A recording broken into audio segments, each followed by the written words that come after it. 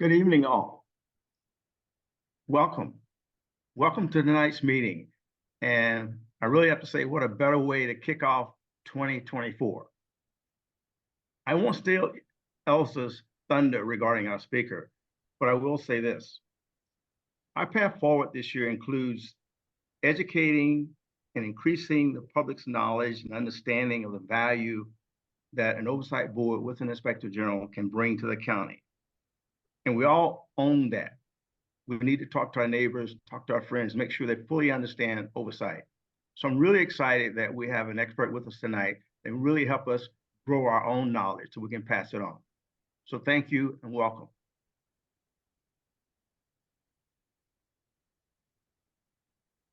And I'm Nancy Goodban with FxSMC, and I'm really glad to be introducing our partner spotlight, Lynette.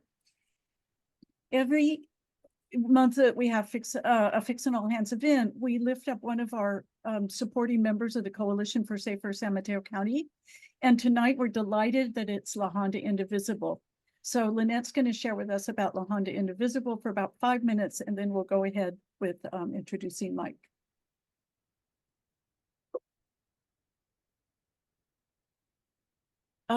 We can't hear you. La Honda Indivisible started in 2017, shortly after the election of Donald Trump. I felt when Trump was running that I saw clearly that he had a sort of fascist approach to government, and I put a notice out in our local digest for a meeting, and I put out 7 chairs, and 35 people came, and so that was the beginning of La Honda Indivisible. And at our starting, we had a town hall meeting with Senator Jerry Hill and Assemblyman Mark Berman.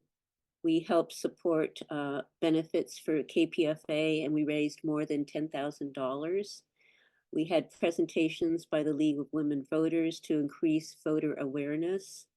We did voter registration at different colleges and high schools. And for the first time, we brought Congresswoman Anna Eshoo to La Honda for a town meeting. And we participated in Families Together demonstrations in support of immigration. After that, we brought State Senator Jerry Hill and newly elected Mark Berman to La Honda to listen to our concerns. We held day-long climate change forum with presentations from local and statewide environmental groups. We had a Zoom law enforcement reform forum that brought the current sheriff, district attorney, representatives from San Mateo County Board of Supervisors, and a representative from the Half Moon Bay City Council to that meeting. We held different candidate forums in cooperation with the League of Women Voters, and the last one was for the Board of Supervisors. And we supported the election of Christina Corpus for sheriff. We held Black Lives Matter demonstrations in La Honda, Skyline, Half Moon Bay, and Pescadero for more than a year. Actually, it was almost 2 years. We had successful local gay pride events and parades. We participated in climate, immigrant rights, and many, many more demonstrations. We've written more than 10,000 postcards in support of progressive candidates and increasing voter participation in elections. We have ongoing support of local environmental group for beach cleanup days, recently supported a statewide ban on roadside spraying of herbicides, and a number of us have demonstrated and written in support of a ceasefire in the Gaza Strip conflict.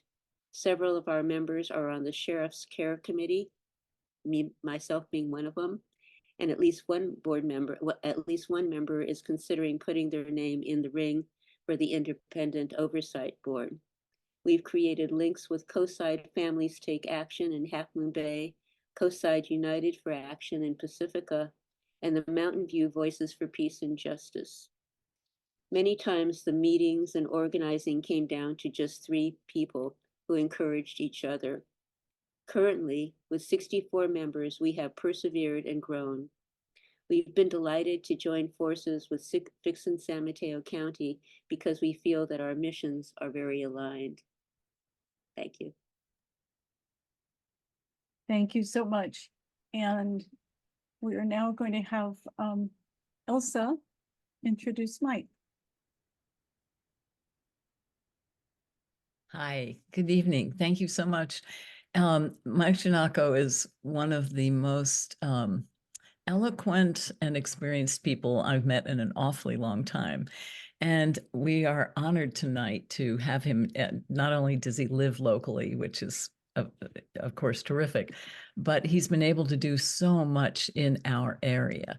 And some of those things include his background, which has built up to this for a long time. He's worked in Washington as a prosecutor. He's been in a lot of civil rights roles, both in Washington and here in California. He was chief of the civil rights section in the Central District for the U.S. Attorney's Office in California. He was also a trial attorney with the Justice Departments in Washington, D.C., Civil Rights Division. So does he know this area well? He supervised over 20 federal grand jury investigations into police misconduct, and including with the LAPD, the LA Sheriff's Office, and federal immigration detention officers. Currently, he has his own firm, and he's the IG equivalent for Santa Clara County, our next door neighbors. That group began about 5 years ago. Mike helped design and consulted for their version of the civilian oversight group, and has worked closely with the Board of Supervisors, which initiated this whole arena. He is the most experienced person on the ground, hands-on, that I can imagine. And I give you Mike Gennaco. Michael. Also, I really appreciate my words. The older I get, the longer it takes to read my bio, so I appreciate you collapsing it a bit. Well, it was great to see you. I see some familiar faces and some new ones as well.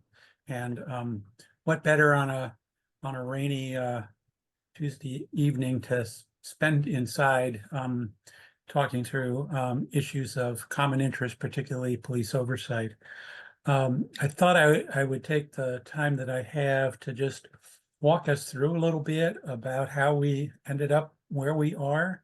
And I think it's always important contextually, at least in the way I look at things, I look at it contextually and see where we have been and where we may be going. And I think if we don't do that, we're doomed to, not the first person to say this, doomed to repeat the mistakes of the past.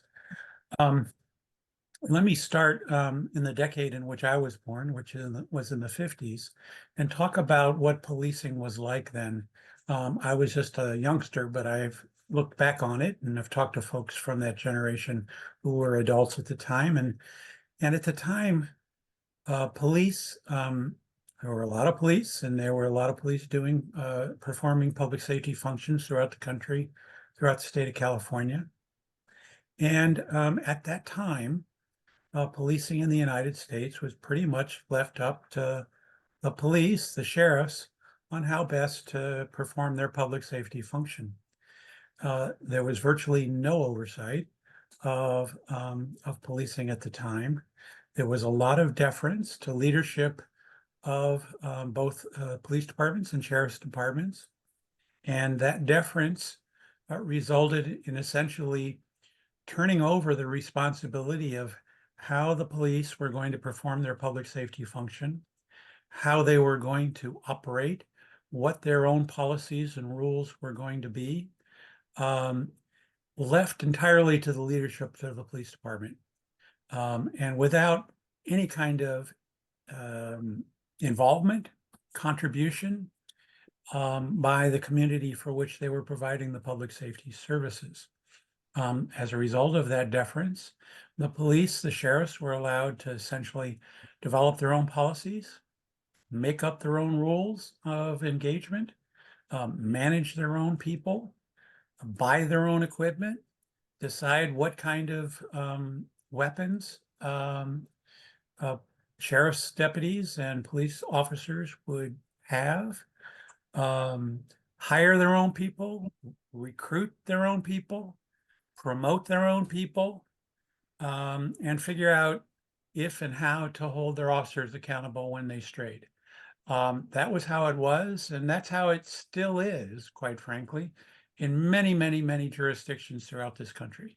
In fact, the majority of police and sheriffs in the country have absolutely no oversight, and that deference still exists to a large degree in those jurisdictions.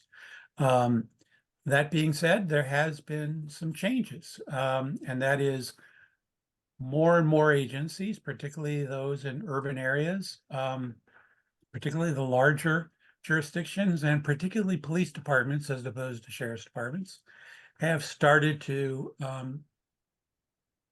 recognize the benefits and the necessity, and I would say necessity, of an independent set of eyes and ears providing oversight in this very important, crucial function, which is providing public safety.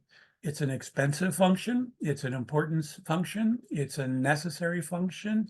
It's what people feel that law enforcement needs to be around to keep us safe, to keep us free from harm.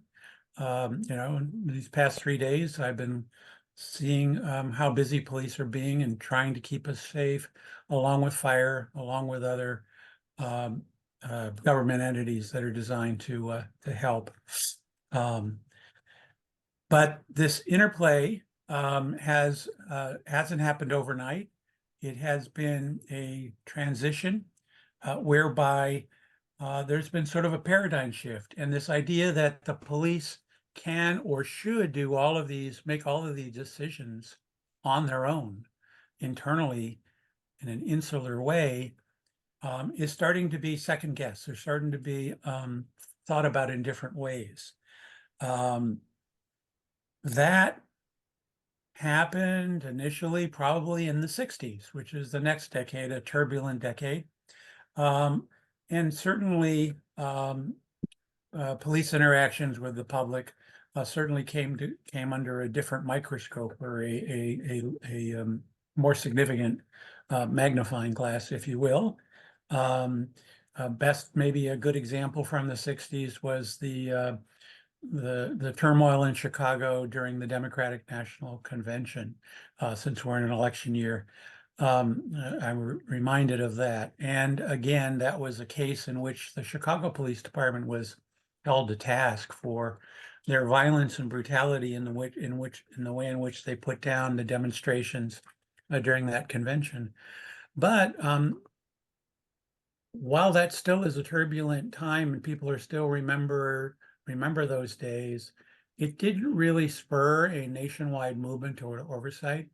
What it did is it made a lot of people angry about the way in which Chicago responded to the demonstrations, and it certainly had some long-lasting influence there. But it really didn't, in my view, start the ball rolling in the same way that more recent events did. What I would say, though, if we can then fast forward during the disco 70s and the 80s, we go to the 90s, and then we have the Rodney King incident. And that probably was the first time in a long time, or if ever, seminal case in which an individual just happened to be recording with his brand new video camera that he had, I think, gotten for his birthday or holiday gift, and that sort of set the stage for what I think has been, since that time, since the Rodney King incident, an increased interest in ensuring that police follow the rules, that police do not use excessive force, that when force is used, that it's reviewed effectively. As we know, the way in which the Rodney King case turned out, the state trial resulted in acquittals, which then caused significant uproar down here in Southern California, where I live. But that did strengthen the oversight mechanism in the city of Los Angeles and created a more vibrant police commission that exists to this day. And then that police commission is one of the most powerful oversight bodies in the country and still is.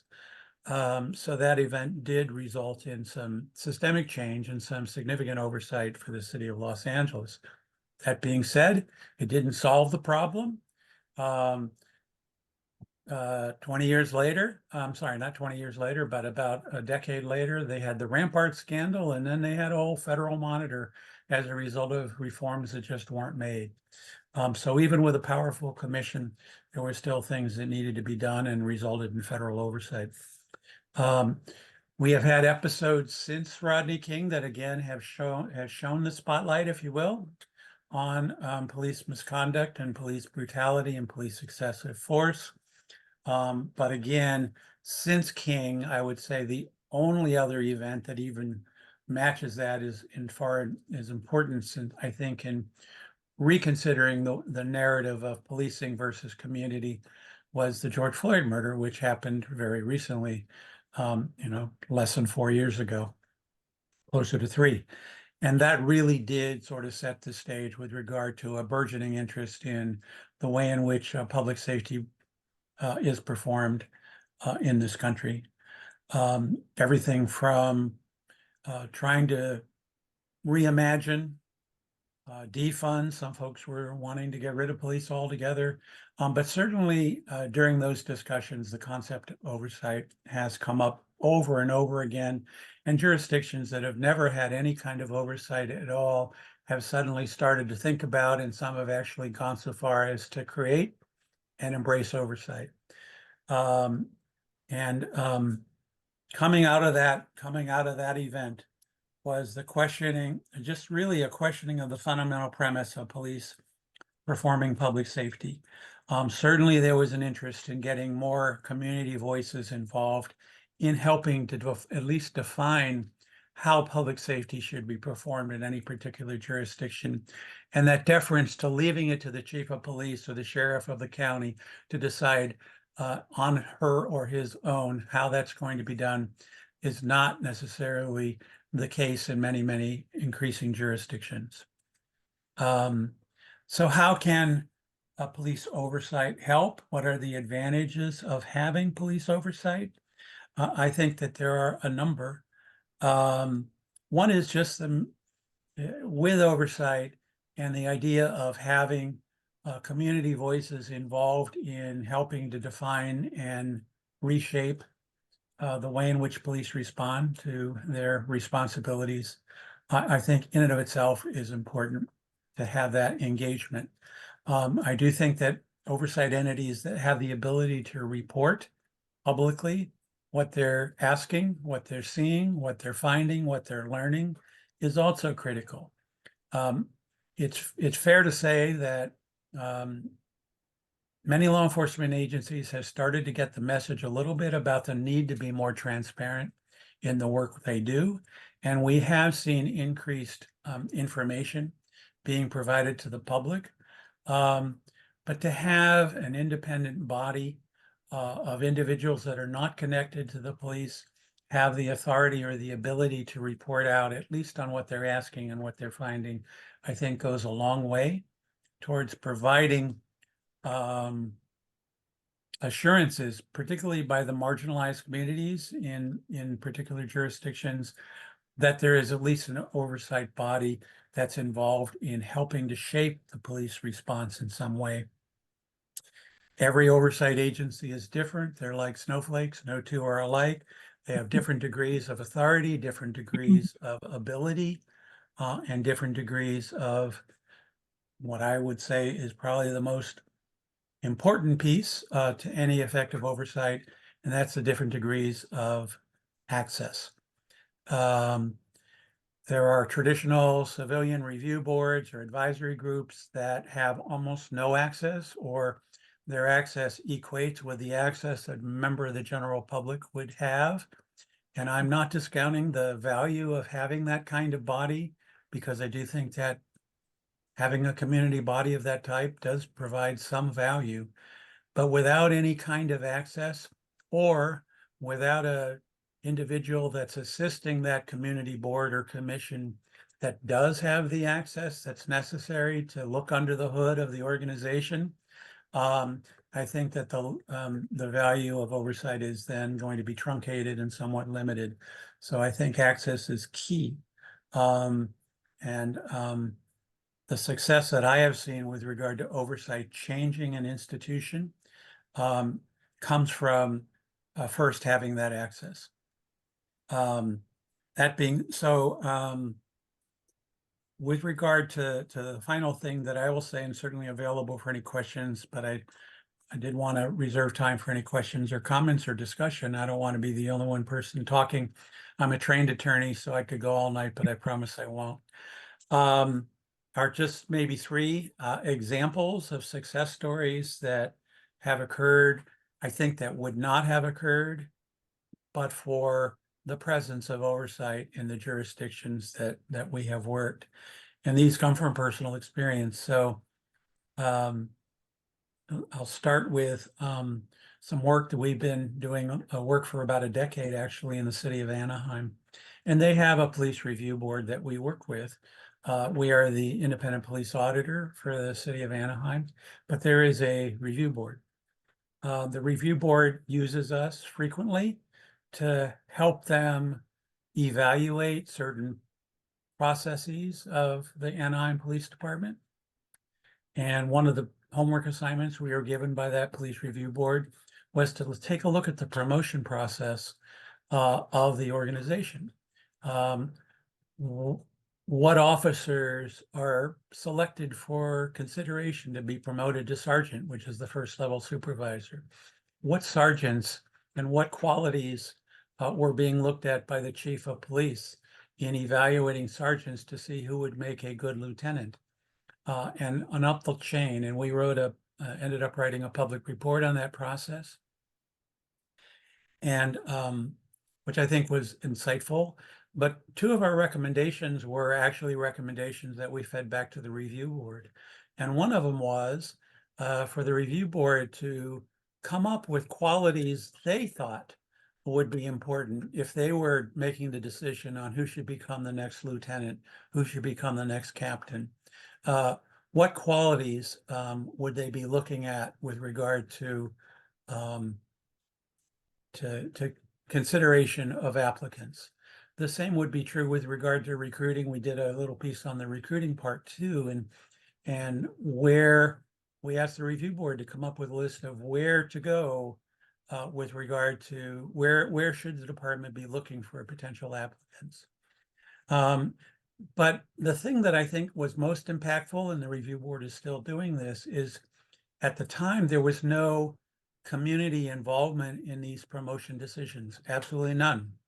And so one of our recommendations which was accepted by the then chief of police, was to have civilian involvement, community involvement in that promotion process. So now that police review board actually sits on promotional panels and interviews applicants who are putting in for a promotion to be lieutenant or captain or what have you. And so the first time in the history of the city of Anaheim, there's now community involvement in that very important decision. And that is the decision about who it is that should be the leaders of the organization, the supervisors. And that's an example of how our work ended up resulting in, I think, structural reform that has really changed the tenor of the organization.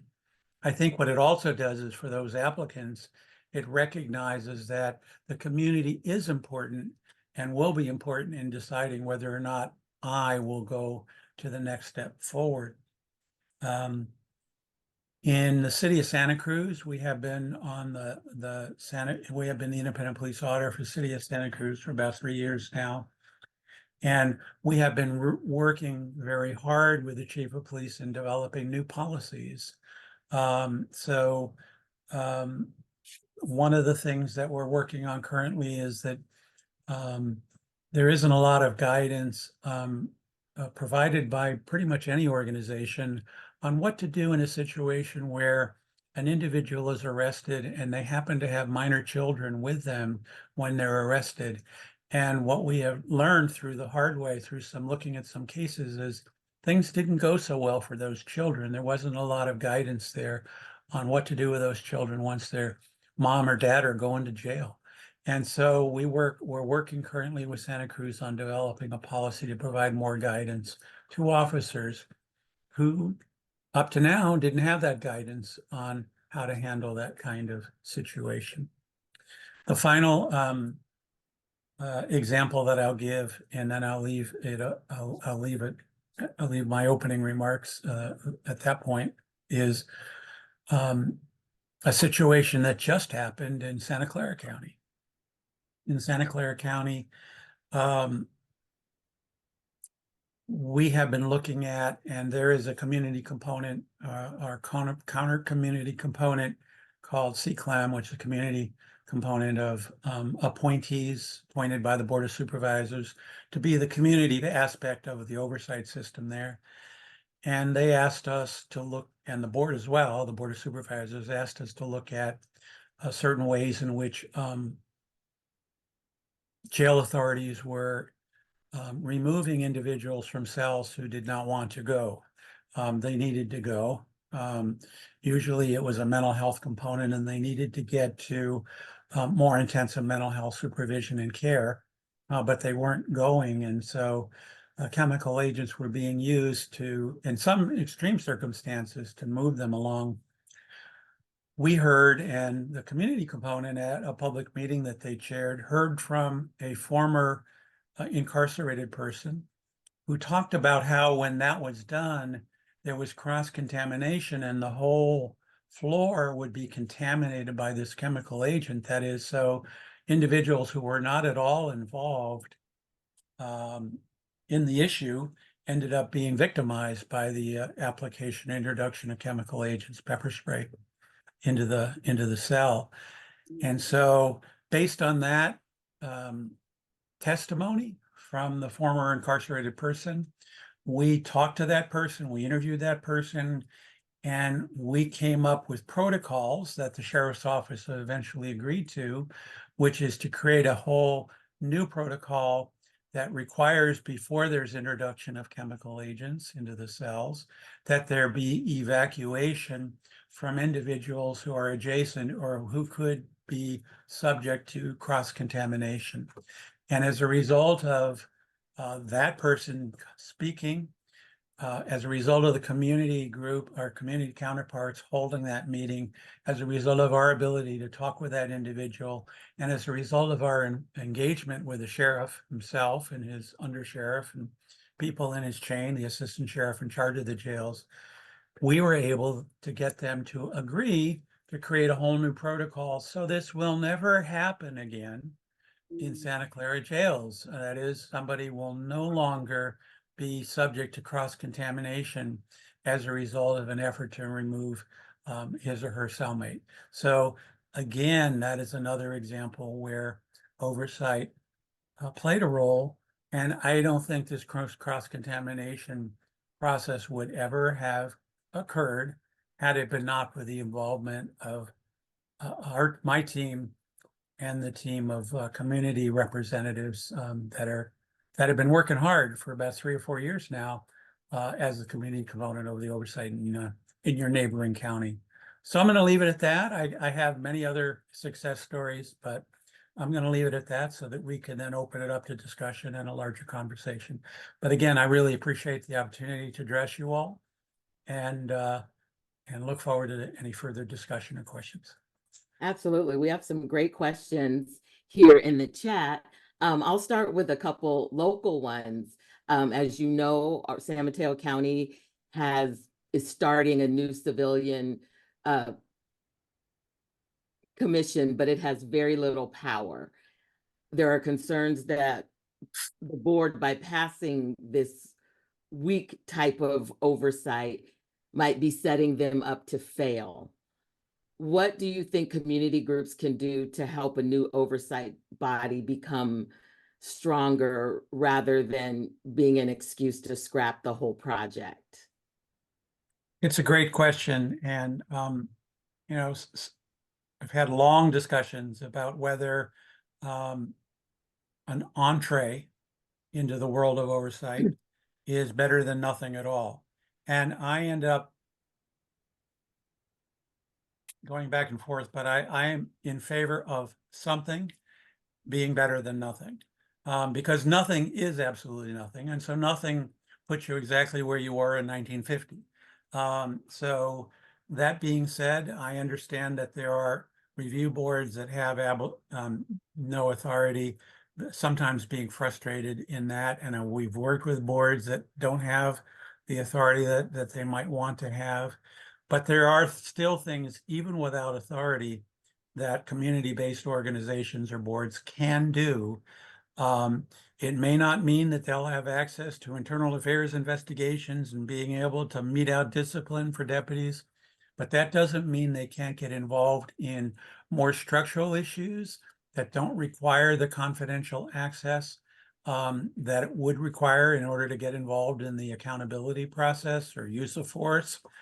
But and I've given some examples. The police agencies do a lot of things that are impactful for the community. And that is, they're just deciding who to hire, who's going to be on the streets, who's going to be in the jails enforcing the jail rules, who's going to be promoted, what kind of response is going to happen for those who are mentally ill. And so I think communities can, even a review board with almost no authority can engage in helpful discussions in that end. That being said, Trina, I would say as a caveat that ideally, at some point, that group might be able to persuade powers that be to have at least a partner as like an auditor, an IG, that does have the access. And if that persuasion can be done, then that review board commission can really take off. Okay. Thank you. Thank you very much. Also, we have some current Board of Supervisors, some people running for the board who have expressed support for oversight, but have very different ideas about what that looks like. How do we close the gap with people who agree that oversight is necessary, but don't yet support what we consider, FxSM considers to be key elements, like a complete separation from the sheriff's office, subpoena power, and a permanent inspector general? It's a good question, and I think it just takes, you just gotta keep on keeping on, really, and use whatever. I think really because there are models that are humming along pretty well. I think those that first ventured into the world of oversight didn't have any models. When Berkeley got started, there was no other organization to compare it with, so they were just out there. But now we have models that have succeeded. And again, to the degree that those success stories can continue to be promulgated, I think that would be helpful. I would distinguish between authority and access, and I think those two are different things. I don't know that necessarily an oversight agency to be effective needs authority. And let me just give you an example, Trina. You talked about subpoena authority. In virtually every assignment we do not have a subpoena authority, but we haven't needed it because we get the access that we need in order to do our job. There was a blip in Santa Clara with a former sheriff where we didn't get what we wanted, so we had to issue some subpoenas. She's gone. And I think my subpoena drawer, my drawer of empty subpoenas will not be going anywhere. It'll stay, that stack will stay there because the new sheriff is on board. Okay, very good, very good. So we all agree with the examples of advantages of oversight. Are there any disadvantages we should be aware of?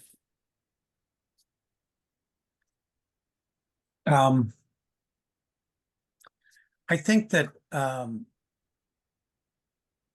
in order for oversight to be effective, it has to be thoughtfully rolled out. I think it requires an on-ramp of some sophistication, a design, an objective, and if that doesn't happen, you could end up with confusion and individuals feeling that this is what I thought it was, and then it really isn't that. So there's got to be some real honesty about what the limits of oversight is, if there are limits of any particular model, and what it is that an oversight body is able to do and under any ordinance or any other kind of rubric, what the limitations are, I think is important to continue to remind the public of. Otherwise, you may get dissonance and frustration. Okay. Okay, thank you. And so in terms of access, how the review board exercises the access seems critical. Is this triggered only by complaint, or may the board initiate the access? And if the review board does initiate the access, under what circumstances should they do that? You know, everything is different, but maybe what kind of should be the thoughts after the creating the board, like complaint, designing, yeah. I think that at least my experience has been, and there have been exceptions, but they just haven't worked out very well.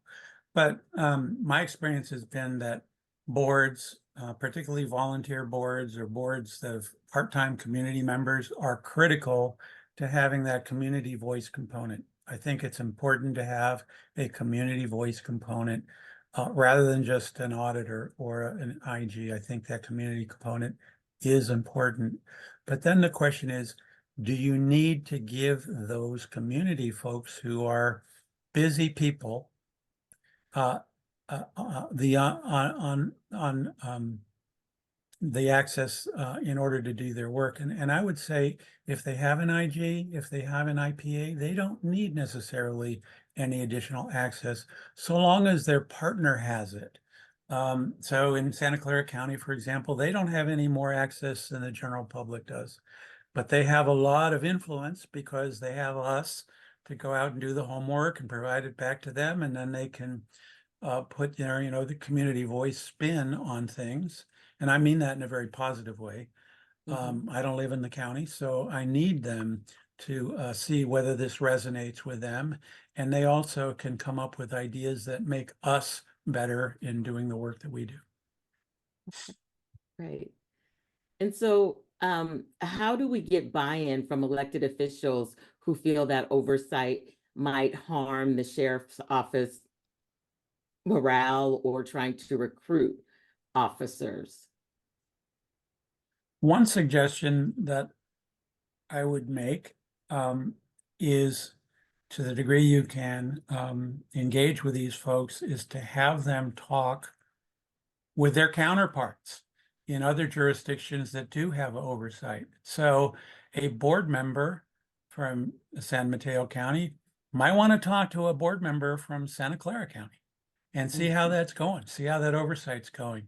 A sheriff from San Mateo County might want to talk with the sheriff of Santa Cruz County and see how that's going. He's agreed to have, Sheriff Hart's agreed to have oversight.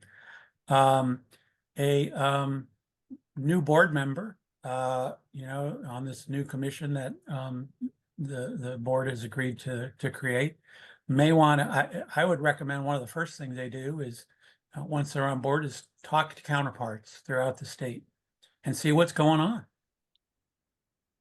Great. Okay, that's wonderful. And what about when people make the argument that oversight, that the cost is too high in lean economic times? What sorts of arguments could we make against that? I think that's, I'll use a legal term, I think that's baloney. But to be a little more sophisticated in responding, I would say that oversight can prevent things from unwinding in a way in which liability accrues.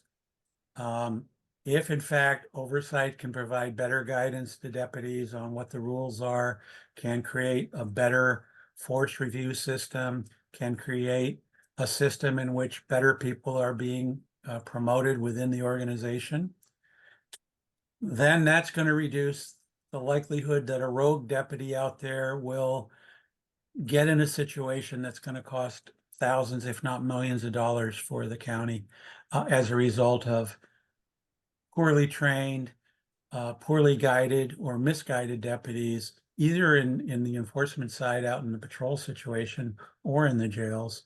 The civil litigation costs would more than make up any really minimal costs that oversight has, and it's not that expensive to be effective. It doesn't break the bank necessarily, and I think it's money well spent. It's kind of like preventive rather than after the fact trying to defend a lawsuit. Yeah, okay. Do you have any thoughts about having an ad hoc inspector general? Our board of supervisors wants to bring somebody in if there's something that blows up in the media, like the Batman mobile thing did. Do you have any thoughts about if that's a good idea, bad idea, indifferent? It's an interesting concept. I've never heard of it before. Okay. And I'm not sure how it's going to work, and I'm not sure who's going to decide when it's needed. I think that unfortunately, many oversight systems have developed as a result of a significant event, right? There's a controversial officer-involved shooting, there's a controversial in custody death, and that then results in this need for oversight. And unfortunately, I think it's unfortunate, many of the gigs we currently have came out of controversial and unfortunate incidents. But why wait for that? I mean, I think the entities, the jurisdictions that have really thought through this say, I want something in place before anything bad happens, before that stuff hits the fan. I want to have an IG up and running who knows the organization already and can hit the ground running if and when something happens, as opposed to waiting till it all blows up and in the middle of the media, in the middle of the media frenzy, when it's probably a little bit too late to address that particular incident because it's already occurred. Right. I'm not sure that that is the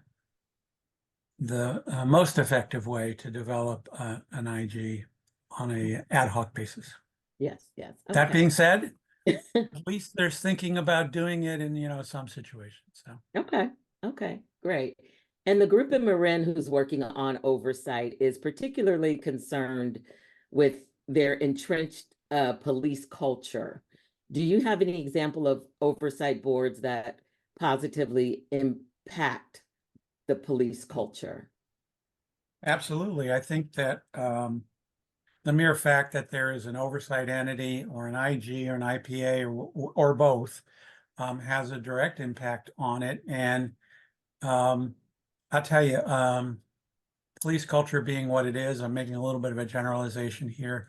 I've had a number of supervisors tell me that police often don't like the current situation, but the thing they hate most is any change to the current situation. So Okay.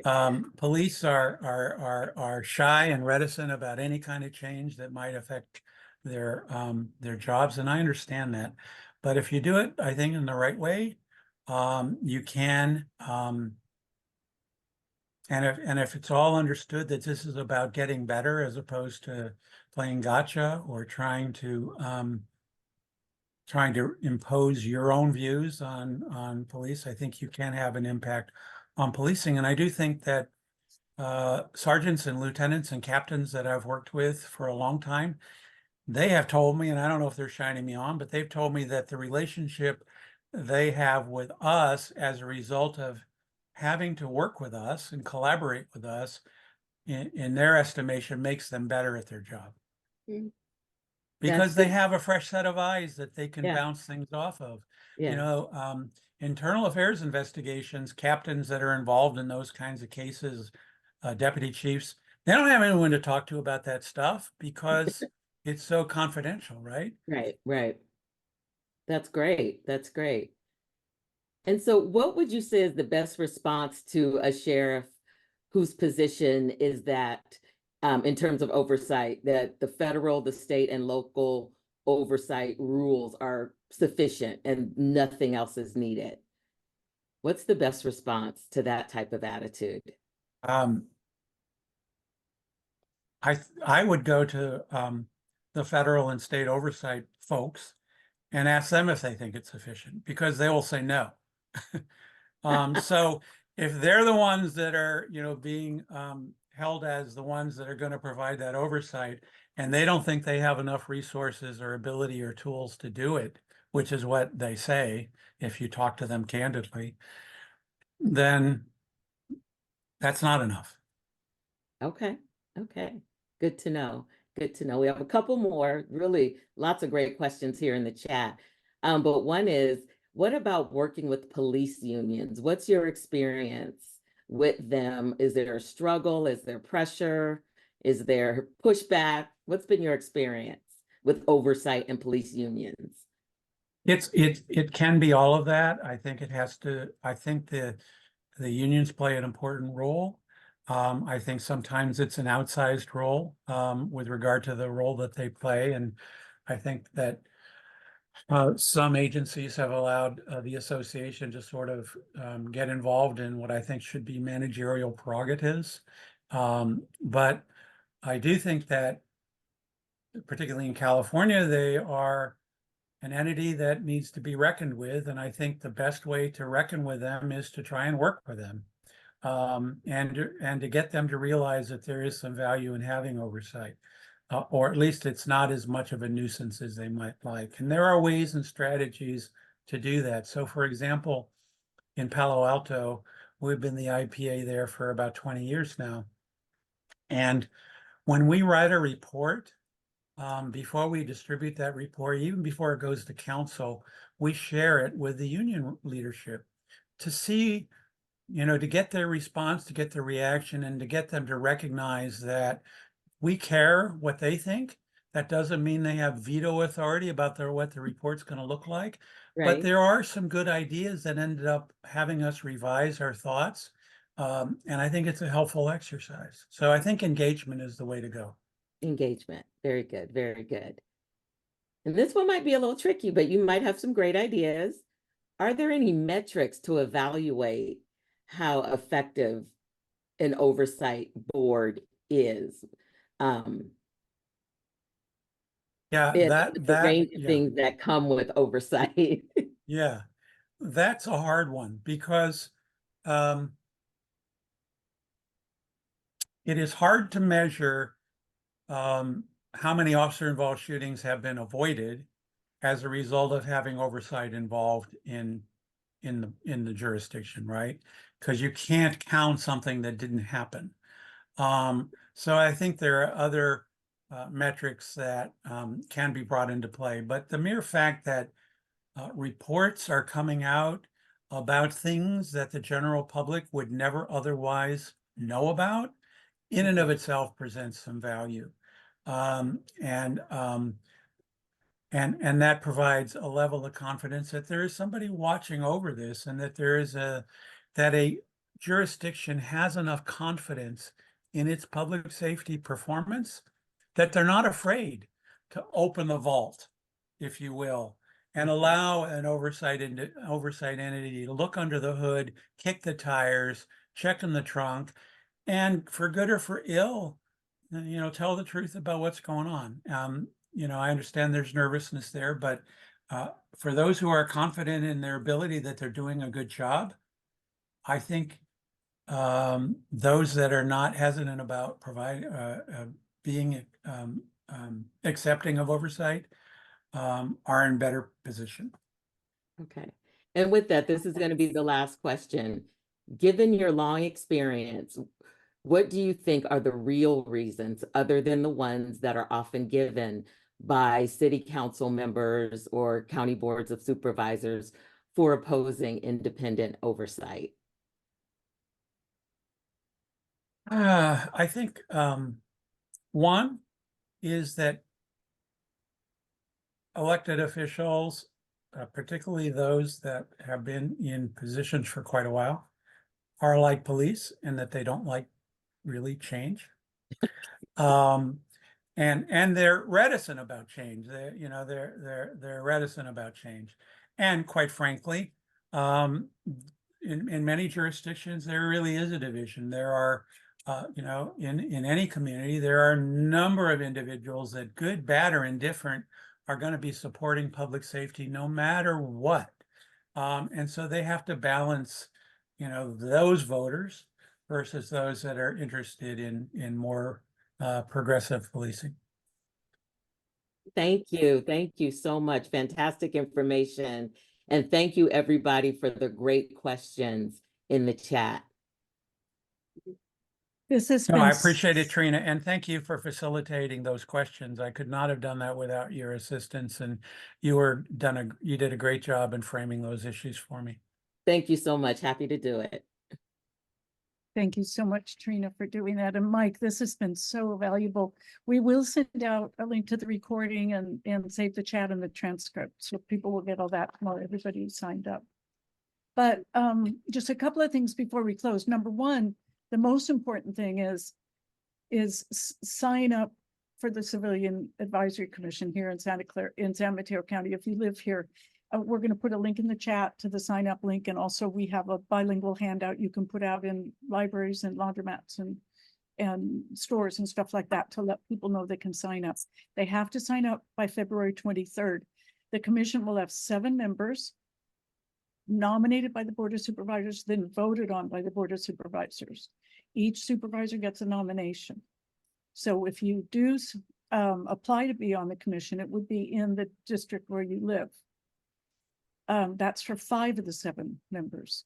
The 6th member is nominated by President Slocum and Supervisor Dave Pine because they are the 2 board liaisons to the Civilian Advisory Commission. So that will be the 6th person. The 7th person is selected by the sheriff.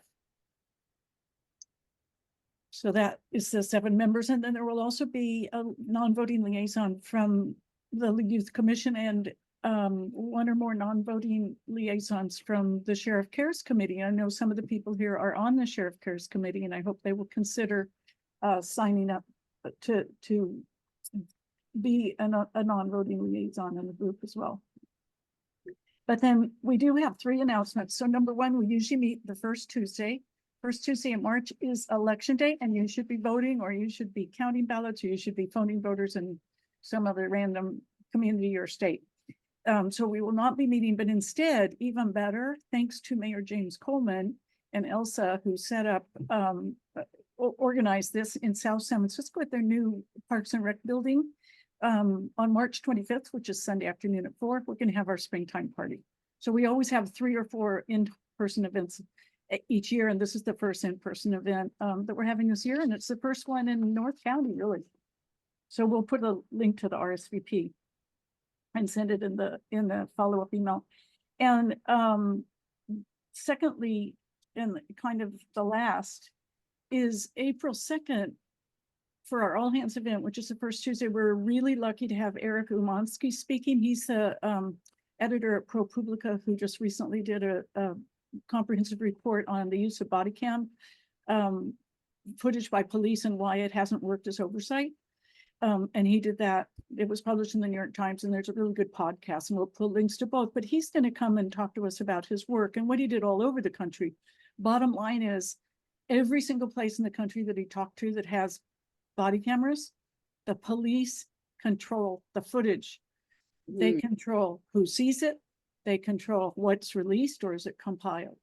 The only exception is Chicago, and Mike talked a little bit about the problems in Chicago. They revamped their oversight commission. It's the only oversight commission in the country that has direct access to log on to the police body cam footage database and release it to the public. I mean, there's guardrails. You can't, certainly there's guardrails, so you can't release something that should be confidential, but they can make that choice. So I think that's going to be really valuable. It will be at 6 o'clock instead of 7 o'clock because he is in the East Coast and he didn't really want to give a talk at 10 at night. So we'll send those links. We'll put them in the chat and send those links. And thank you to all. Jim, do you want to say goodbye to folks while I'm putting links in the chat? First of all, I want to say thank you to Mike. I think it's a very inspiring conversation you had with us. I think it really went a long ways to educate all of us regarding oversight, pluses and minuses. Now we're better able to talk to our neighbors, talk to our friends about it, because the more we talk about it, we want to make it just a regular conversation, as Mike said. So no one's afraid of it. They'll see the benefit of it. So onward and onward. What a way to start 2024. Thank you all for coming.